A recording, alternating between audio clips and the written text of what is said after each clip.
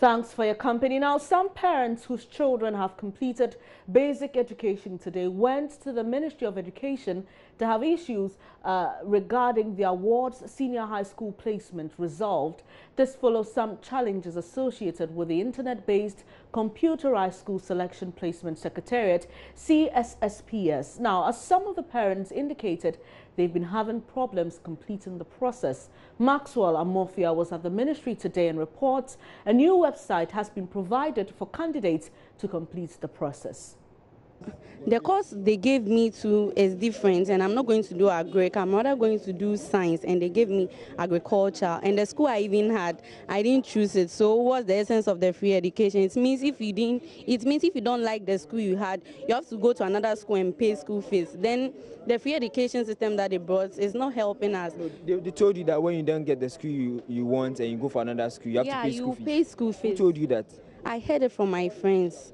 Yeah, and most of them didn't get school. Someone had 10. She didn't get school. So which schools did you select? I selected Infantimine, Ghana National, Agri Memorial, and Methodist Girls.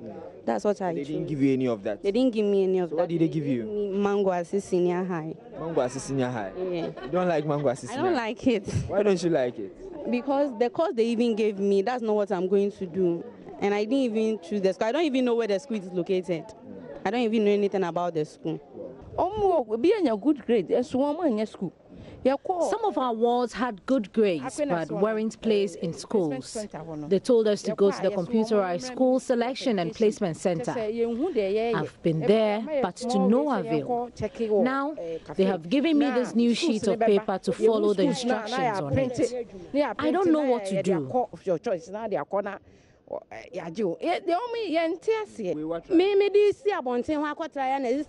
One lady said she tried it, but it didn't work, so I'm reluctant to give it a try.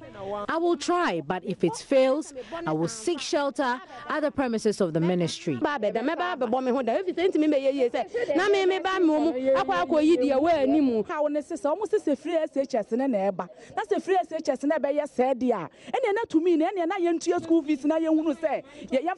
If we are going to encounter these challenges due to the introduction of free SHS, then I suggest we rather pay for the education of our wards.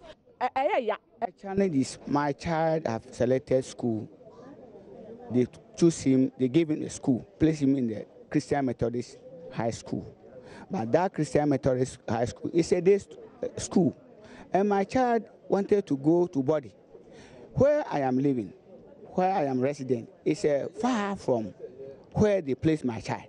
So right now, I'm here to see so that they will give him a change of the school because he wanted to go Body. SHS, you are not placing him. And they said, yes, that is the situation. If I want, I should go to the free SHS secretariat and find out. So what grade did your ward get? My ward had 34. 34? Yes. So, but are you aware that there's a cutoff point? For me, the cutoff point I know was for the free SHS, which is 24. More on this in subsequent bulletins. Now, 7 in remote parts of the country without access to basic social amenities usually comes as a challenge for many people. Now, some go to all extents to change these postings to urban areas. Well, the National Service Secretariat this year deployed about 91,000 service personnel to various institutions as part of their one-year mandatory service to the country. As some of them start their service, Joy News' Maxwell Agbagba has been finding out from them, posted to some ministries in Accra who were frank about not willing to serve in deprived communities. Now, they've also been sharing their expectations. I have with me here Abibio, Cornelia, and then Sibyl. Let me start with you, Abibio. Abibio, tell me, when you were placed here at the ministry, specifically where? In the Attorney General's Department. The Attorney General's Department. Tell me, was it what you were expecting? Well, I guess so. As a law student, yes, obviously. It's a likely place, so I expected it. Oh, okay. Yeah. So tell me, what has the experience been like the first day? I know yesterday you were here. Yesterday was your first day, right? Yeah. Tell me, what was the experience like yesterday? Well, it's pretty organized. I mean, they know what they are about. So, well, on that premise, I hope like it will continue that way.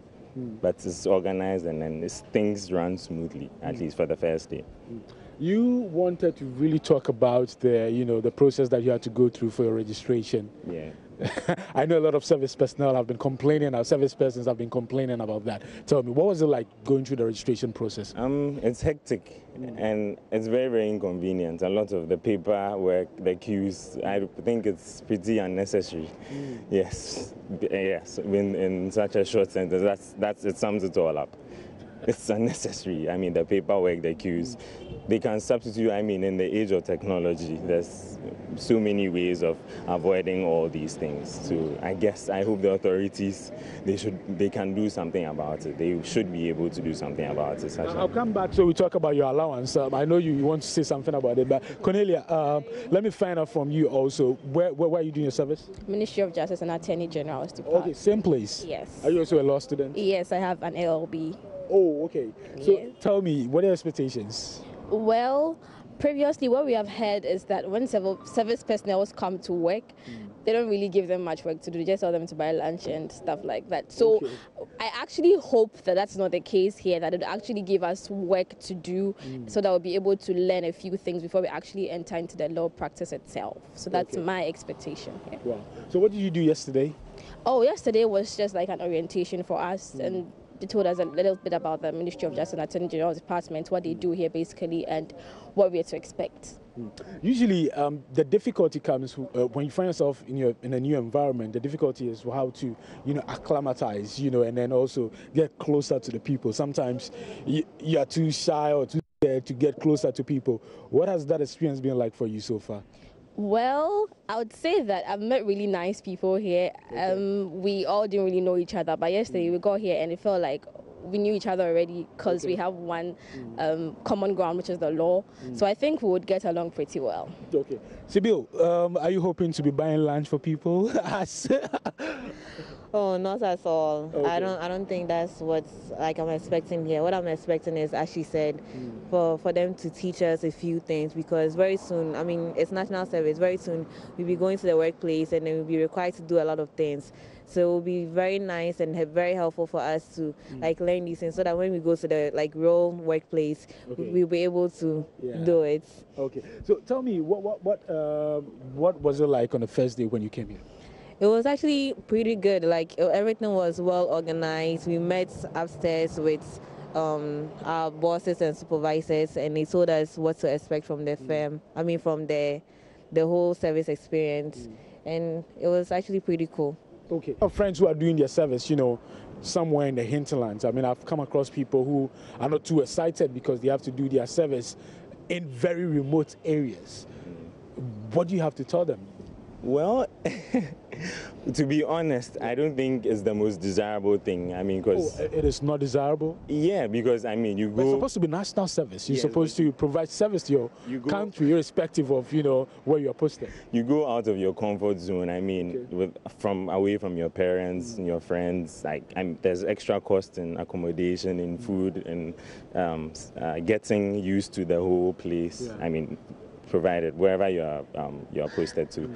But I think, well, if you are objective about it, I mean, yes, it's national service. It's a new experience, a new learning experience, and well, you never know where the opportunity will come. So I guess even though it seems like the negatives outweigh the positives, I mean, if you look on the brighter side, I think you can do it. You'll be able to pass. Do you share the same opinion, Cornelia? Well, what I would say is that they should seize the opportunity. They should carpe diem, because you never know where being at that place would take you. And as much as it might be undesirable, as he said, because you're away from family, you're away from the city life and everything, but they should just put in their best and do as much as they can, and you really never know when that is going to be a benefit to you. Okay. Sibyl, finally, let me find out from you. If you were posted to a very remote, area, remote community, would you have gone? Honestly, I'll try to change it, and if that's not possible, then yes, I guess I have no choice but to go. Okay. Anyway, I want to say a big thank you to you, Abibio, Cornelia, and then Sibyl. Thanks so much, for joining us. We're coming to you from the ministries here in the Central Business District. We've been interacting with these three, national service persons who started their service yesterday. They're having a great time already, and they're hoping that more would come. Maxwell Agbagba for Joy News. Deputy Minister of Education, Honorable Osei Duchum, has assured students from technical universities across the country that on Friday, governing councils for their institutions will be inaugurated. He made this known after he received a petition from some students from the technical universities who took to the streets on Tuesday to register their displeasure with government's inability to constitute their councils. Meanwhile, the demonstrators are unsatisfied with the assurances from the minister, as they say it's not the first time they've heard such assurances from them. Joy News' MFA Nancy Dradosi is with them now and joins me on the phone line. Hello, MFA. Hello, Benny. So what exactly has the minister been saying in relation to the fact that these students are saying this is not the first time they're hearing such assurances? Now, the minister's comment was quite brief, very, very brief. All he could say was that they should come to the University of Ghana campus on Friday, and their boards, the governing councils will be constituted and inaugurated that particular day. That's all the assurances he gave some students of the technical universities. Now, these university students are saying that they've had so many promises from the Ministry of Education. In August, they also heard that we were going to constitute the board, and nothing was done. Now, the threat they're issuing is that if by Friday, government fails to constitute or inaugurate the governing councils for them, they would make sure that they shut down all technical universities across the country. All right, so Emma, just help us understand, how has this affected the students?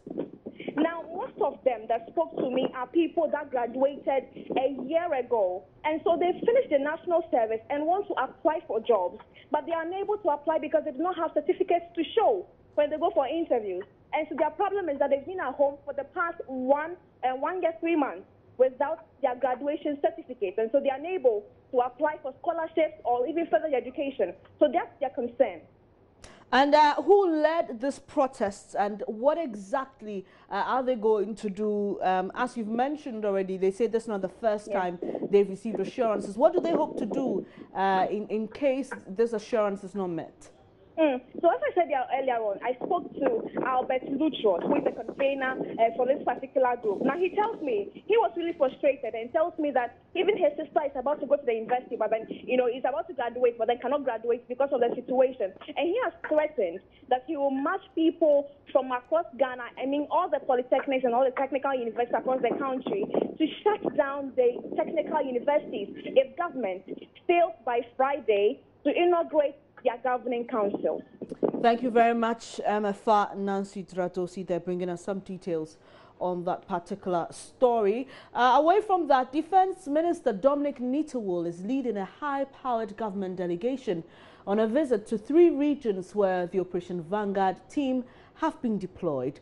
The visit is to afford the minister and the team the opportunity to interact with and have first-hand information about operations of the task force now that has had some bad press over the past few weeks. Areas to be visited include Takwa in the western region, Obuase in the Ashanti region, and the eastern region town of Osino. In the company of the Defense Minister are the Interior Minister Ambrose Terry and the Minister of Environment, Science, Technology and Innovation, Professor Kwabena Frimpong Boateng, who doubles as head of the Interministerial Task Force against Galamsey. Now, he has expressed satisfaction at the success the Operation Vanguard team has achieved within a very short period. Addressing the high-powered delegation led by the Defense Minister Dominic Nitawul, leader of Operation Vanguard, Colonel William Ejapong, said the team achieved an initial operating capability in 3 days and full operating capability in 1 week, feats they were expected to achieve in 3 weeks and 5 weeks respectively. Joy News' Latif Idris joins us on the phone with some details. Hello, Latif. Hello, Benny. And so where exactly has this team visited and what have they observed? All right, Benny, the first port of call, I must say, is the Takwa Senior High School, where the Operation Vanguard team is currently lodging. And I must say, the Minister for Defense, Dominic Niti, we just finished addressing the Operation Vanguard team here. And he's been making some points. But before we get to what the Minister has been saying, I'm sure you can hear the cheers in the background. That is members of the Operation Vanguard team cheering the Minister, who has just finished his statement to the team. Now, let's go back to what the Operation Vanguard have listed as some of the achievements they've made within this short period. Now, let's look at the total number of operations they've conducted. They say they've conducted 70 operations, and this is across the 3 regions. We're talking about Western region, where we are currently, the Eastern region, and the Ashanti region. In all, they've conducted 70 operations. Equipment that have been seized, we look at the major equipment seized, that is excavators. They have seized 23 excavators. If you go to floating mining machines, which are popularly called chamfine machines, they've seized 2. They've also seized 108 water pump machines. 11 vehicles have been seized. 11 generators have been seized. Motorbikes numbering 13 have also been seized. Other mining items numbering 508 have been seized. And then 311 personal effects have been seized. In all, chamfire machines, we mentioned earlier, 563, and excavators, 6 have also been seized. Then we go on and look at the total number of operations they've conducted this time around on the 4th of September 2017. That is what they expect to do until that time. And so, equipment that have been seized, we've gone over that already. And they've also made arrests.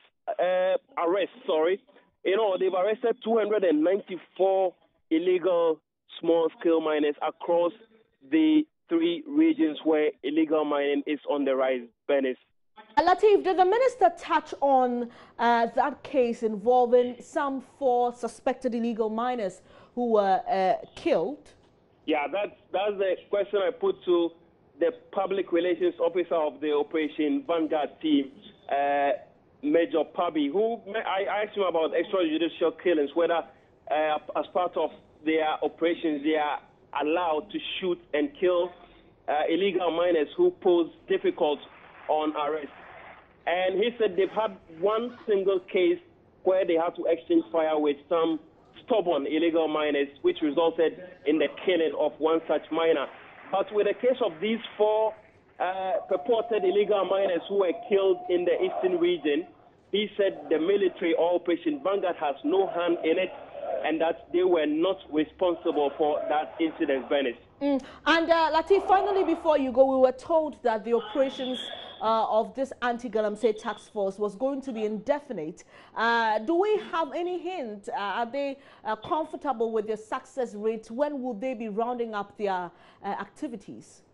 Yeah, we know that Operations Vanguard, their mandate will last not less than 1 year. That must be emphasized, not less than 1 year. So after 1 year, if government is satisfied with what they've been able to achieve within that period, it's either government extends the operations or truncates it. Then we see the next phase of this anti-Galamsey operation, which are in 6 folds. We are just on the 3rd one, after which we look at reclamation of the lands, which will be done in collaboration with the Minister of Environment and Minister of Lands and Natural Resources. So for what we know now, Benes, is that the operation of Operation Vanguard is expected to last not less than 1 year. After that, government will assess the situation and then take a decision based on that. Benes. Latif, so where's the minister heading next, and what are they expected to do there? Benes, come again. I'm asking where the defense minister is heading next and what he's expected to do there. Yeah, Benes, from the Western region, we are moving straight to the Ashanti region. We're looking at Obuasi. We know Obuasi is perhaps one of the biggest mining towns in the country. So, of course, the minister will be flying from Takwa, where we are currently, just after addressing. Now we have the Minister for the Interior, Ambrose Derry, also giving his address. Once he's done, we move straight back to the Ashanti region town of Obuasi. From there, we move to the Eastern region, this time looking at Osino, which is also one of the mining areas in the country. And we have members of Operation Vanguard also stationed in this area that I've mentioned earlier to you, Bennett.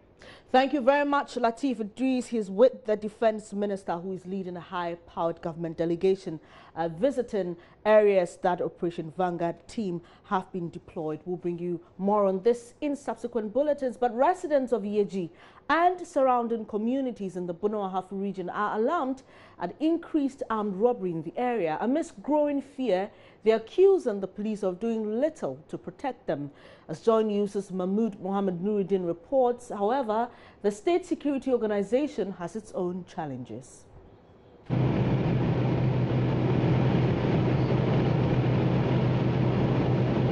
I took a drive with some friends along the Yejipang Road. With darkness setting in midway through our journey, the thought of crime on the road dawned on us. At the police checkpoint on the outskirts of Yeji, armed police personnel usher visitors and other travelers in darkness into the community. In an off-the-record interaction on how they manage without lighting system, all I gathered was lamentation over the danger they are exposed to by the situation. Stretch, and you can see behind me the place is very, very dark, and when I interacted with the police officers, their main problem is the lighting system here. In the last few months, reported cases of robbery and other crimes are said to have increased. Yeji in particular has seen the worst of it all, so residents fear to use the road at night. Taxi driver Siba Habib is a victim of robbery on 2 occasions. They always come with sophisticated weapons. Our case, for instance, they came with one and shot at the back of one man who was with me. He was admitted at the hospital for about a month. In fact, I was compelled to stop for them to rob us. Moses Ankuma may have been spared robbery attack yet, but he knows at least 4 people who have fallen victim. On the way, we have put up structures for the police. So what they do is that instead, when the police leave the place, the robbers also take over. So if you are a driver and you are not sharp enough to discern, they act as police and they stop you and do whatever they want to do. All right. Have they robbed you before? No. Do you know anybody who was robbed? I've seen about 4 or 3 people, including a driver. Drug abuse is blamed for the situation.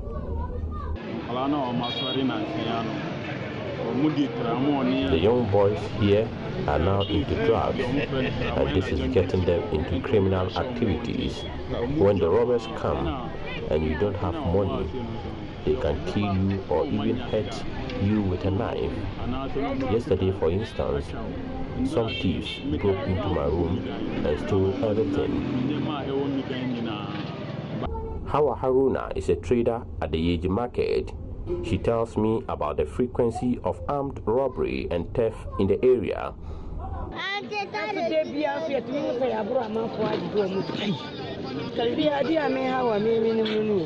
Police say they are doing their best within the constraint of limited resources to provide security. For instance, my checks reveal all major roads where personnel are stationed on monitoring duties are in darkness. For now, residents are unsure when they would have their freedom to move about unrestrained, especially in the night. Mahmoud Mohammed Nuruddin reporting.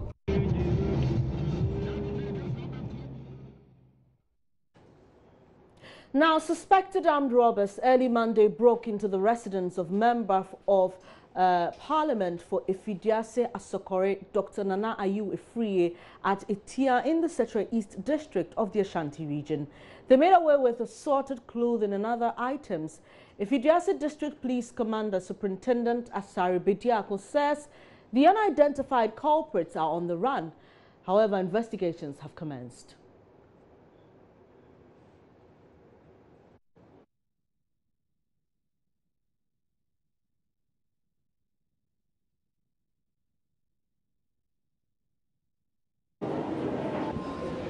I received a call from the district chief executive for Secretary East constituency, informing me that there has been a burglary at the residence of the MP for Fijuasa Sokore, Dr.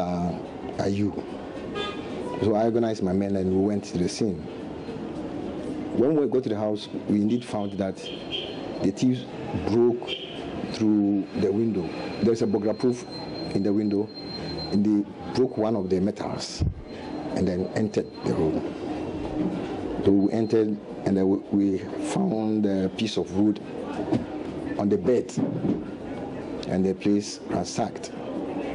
So after inspection, we interviewed one of the ladies by name Ya Enchua, who claims to be the caretaker of the room, and she said the thieves only stole assorted clothes belonging to the MP.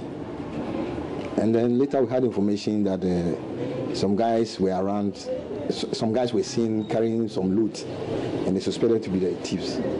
So we proceeded to the area in search of those guys, but we couldn't find them, and we are still pursuing them. Is it the first time such case have happened or something new? Okay, as far as the MP's residence is concerned, this is the first time since I took over I've received such a complaint. What about robbery in the community? This robbery, so far I've been here for barely a month, and we haven't recorded any robbery case. This is in the legal parlance is unlawful entry and stealing. Okay, so what is going to be the procedure after this? Yes, we're still investigating. We need to get the culprits, then investigate further, and then if there's evidence, we find evidence, then we'll proceed to court. Meanwhile, police and the local watchdog committee are intensifying surveillance to ward off criminals in the area. Yes, we are patrolling. We started patrolling, and then we'll need to intensify our patrols. Around the area, I even organized and told them that we need to have neighborhood watch committees. You know, we are few in the district, and then with their support, you know, fighting crime is something which must be comprehensive. Yeah, so we asked them, and they are willing to assist us. And I also discussed with the DC, and he also gave her support. So definitely, we're going to do that so that they will help us. Whilst we are patrolling, they will also be in the communities, because it's not likely we can be in all the communities or in the suburbs of the district at the same time. So when we put such measures in place, definitely we'll get somewhere.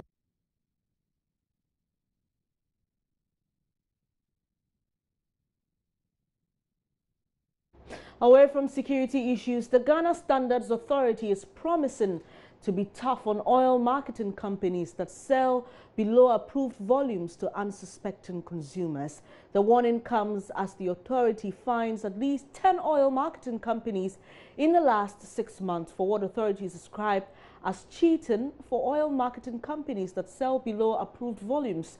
Executive Director Professor Alexander Doudu told Ohiming Terrier the move is to strengthen the sanction regimes of the authority.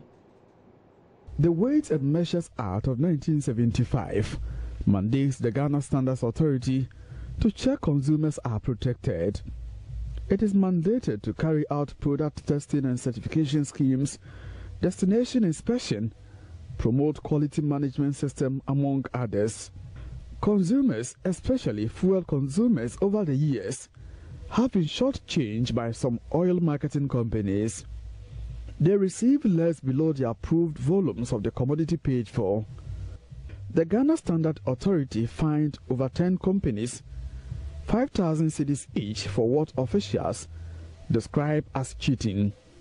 They were punished for discrepancies in volumes delivered, meaning their customers did not get what they paid for. Sometimes you get the exact volume you pay for at the pumps. On other occasions, you can easily detect you have been cheated. I complained about the amount of fuel I bought at a station here. The attendant discharged into my fuel tank less than the quantity I paid for. The following morning, I was there to lodge official complaint, but nothing happened. Professor Alexander Doudu is the Executive Director of the Ghana Standards Authority. When you go and buy your petrol, the Weights and Measures Act gives the GSA the right and the mandate to check that you are not cheated. Indeed, in anything, in fact, even when you go to the airport and they weigh your bag, we have a sticker showing that the scale is good. Now, consumers have a right to complain if it's not right. In fact, just over the past 6 months, I don't have the exact numbers, but we have sanctioned at least about 10 companies, maybe more, because within the law, the pump is a machine. You can give too much or too little, but there's a limit which is allowed. So let's say, for argument's sake, the limit is 1 liter. If it falls, let's say, a few milliliters below or above, you can accept it. But if it's way beyond, we think it's a crime. And we find you 5,000 Ghana cedis. Consumers may not know this, but they have a right to actually call our offices. These 10 companies you mentioned that were punished, what was the crime? What did they do exactly? We call it discrepancies in the volumes delivered. In simple language, it means that you didn't get what you paid for. And of course, it's interesting, but I'm sure you know very well that when you use a machine in Ghana and it measures wrongly, it's never too much. It's always too little. I will not impugn any criminal motive. What I will say is that all the companies were giving much less volume than they should have given. I mean, if the machine is faulty, sometimes you give more. But in this case, it was always giving less. And so we find them. The GSA in the future will name and shame oil companies that sell below the approved volumes. But first, it wants to sensitize the public on the need to report all suspected dealings to the authority. Are we thinking of a naming and shaming regime? The answer is yes, we are. We are thinking of a naming and shaming regime. Not now, because you have to bring the population and the companies on board. We want to sit with them to find out why is it that some companies, their equipment fail and they don't deliver the volumes they must deliver. I mean, consumers must feel comfortable that when they pay 1 cedi for petrol, they're getting 1 cedi petrol. If they don't get 1 cedi petrol, they have been cheated. And it's wrong. This time around, we're expecting prices to... From Kumasi for Joy News, Ohime Interior reporting. The Ghana Institute of Freight Forwarders is demanding that a call center is set up immediately at the various ports to enable its members receive assistance on the new paperless port system. Executive Secretary for the Institute, Eddie Akrong, says the Ghana Ports and Harbour Authority assured them this will be done before the rollout of the system, but that's not the case. Some freight forwarders complained they have had to wait for more than 7 hours for documents that previously took them 30 minutes to process. Eddie Akrong also believes training of persons who will be using the system is needed. We reiterated that, look, it's going to be something new, and just like any first day at school when you would have ministers going around or the DCs going around to make sure that everything was moving smoothly, we expected that there would be top notch involvement in the day to come and go around and see things that had gone wrong. We expected that there was going to be a call center with the involvement of all the key agencies at this call center, so that if anybody had a problem on Thursday, would call in. That did not happen. So we had to go on the ground ourselves to identify some of these issues. And then our offices were inundated with calls to find, to asking for basic things. And then we had to further make calls to find answers for our members. And we thought that wasn't right. In fact, GPHA had proffered that they had set up a call center, an information center where anybody could go to when they had issues. And one of the things that came up was that once that had been set up already, which was a very good idea, all these other agencies will have reps from Customs, GCNet, West Blue, all of them would have reps at the call center. So that if anybody had a problem, if they had to do with Customs, there should be somebody right on point to answer them. And that was non-existent. The timelines, basically, for this whole project was just aggressive. And so you realize that all the agencies involved in this thing had to retweak their systems, understand, to match what the vice president wanted. Now, once that was done, then they would have to come in and do what? And do training of members to say, okay, this is what has been added to the system, this is what has been taken out. That period was pretty short. You understand? In fact, we had to call at the last minute for an end-to-end process show so that members would, appraise themselves of what was coming up. And so I think that was, that was short-lived, the training program. In any case, we can continue with this. Like I'm saying, it's not much of a difference from what we were doing initially. It's just a few things that have been added on just to make, you know, the process more efficient. So I think training can continue. The call center is core to all of this, so that issues that come up will be resolved right on time, and then we move on. You're watching Joy News today with me, Benis Abubedu.